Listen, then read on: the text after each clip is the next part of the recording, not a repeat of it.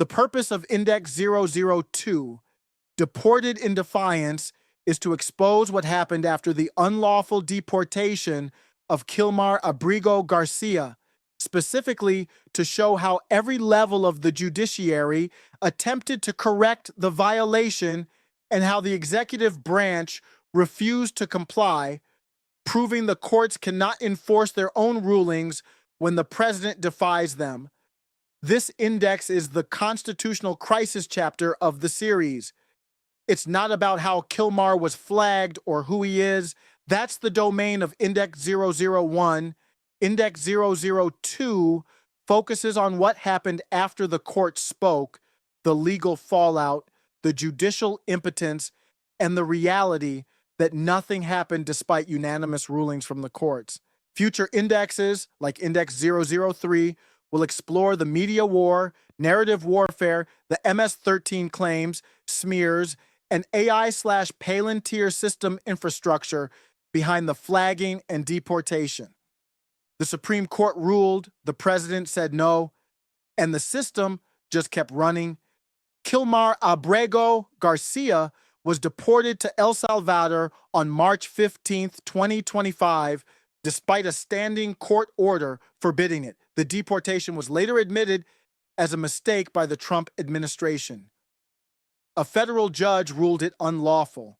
The Supreme Court affirmed that ruling unanimously. And still, Trump refused to bring him back. ICE called the deportation an administrative error. DOJ confirmed the mistake in sworn filings. Judge Wilkinson of the Fourth Circuit described it bluntly. The government took the only action that was expressly prohibited. But instead of fixing the mistake, the administration entrenched it. DOJ filed no motion to reopen the case. No hearing, no correction. They admitted the violation and then defended it. Judge Paulitsinis issued an injunction requiring DHS and DOJ to facilitate and effectuate Kilmar's return. DOJ refused to comply, arguing that the court had no authority to compel diplomacy. The Fourth Circuit upheld the order. The administration escalated to the Supreme Court. The High Court upheld the ruling, but removed one key word, effectuate. They left only facilitate. DOJ interpreted that change as a blank check to do nothing. If El Salvador released Kilmar and he showed up at a U.S. port of entry, they'd take him in. But they wouldn't help him get there. They wouldn't ask for his release. They wouldn't lift a finger. Judge Zinnes called this interpretation non-responsive and said it flies in the face of the plain meaning of the word. The court left the mandate intact, but the government used the linguistic ambiguity to excuse inaction as compliance. Trump had lawful options. He could have filed a motion to reopen the 2019 case. He could have filed a motion to reconsider. He could have initiated a brand new removal case with new charges. He could have negotiated lawful deportation to a third country with court approval. He could have submitted classified evidence through secure legal channels. He could have made a diplomatic request to El Salvador. He could have complied with the Supreme Court order and restored Kilmar's legal proceedings. He did none of that. On April 15th, Judge Zinnes ordered expedited discovery and demanded sworn depositions from top officials to determine whether DOJ was in compliance. Department of Justice appealed. On April 17th, the Fourth Circuit denied that appeal, calling DOJ's position shocking. The panel reminded the government that even if Kilmar were a gang member, he is still entitled to due process. They asked plainly, why then should it not make what was wrong right? Meanwhile, Salvadoran President Nayib Bukele publicly mocked the idea of returning Kilmar. How can I smuggle a terrorist into the U.S., he said. Trump officials didn't object. Bondi declared, he's not coming back. DHS, DOJ, and the White House have made no request for Kilmar's release. Salvadoran officials now portray the matter as a sovereignty issue and refuse to cooperate. After initially denying access to any U.S. official, Bukele's government allowed Senator Chris Van Hollen a brief face-to-face meeting with Kilmar, held in a hotel, not a prison.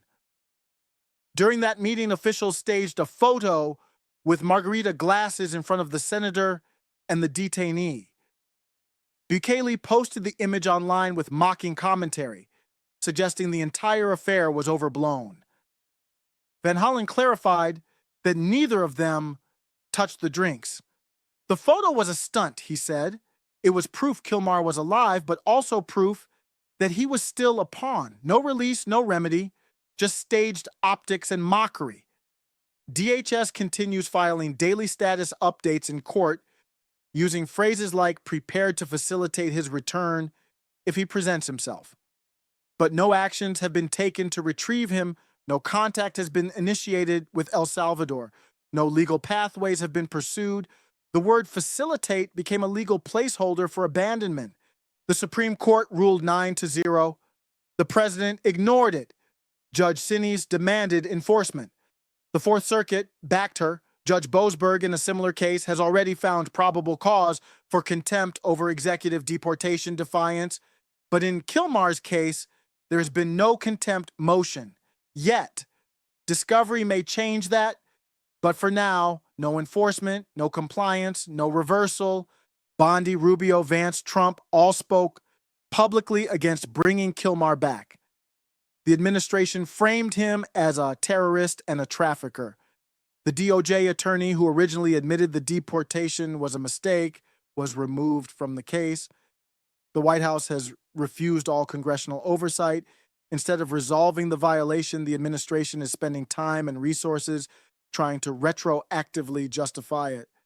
If the administration's concerns about domestic abuse, MS-13 ties, or human trafficking are real, they have every legal opportunity and duty right now to present that evidence to a judge and initiate a new removal proceeding.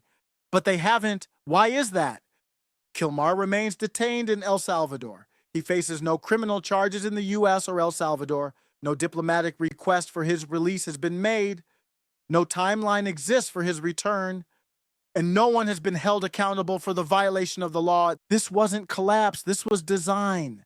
This isn't exceptional. It's a template. A man was removed under federal protection. The court spoke. The president said no. And the machine kept running.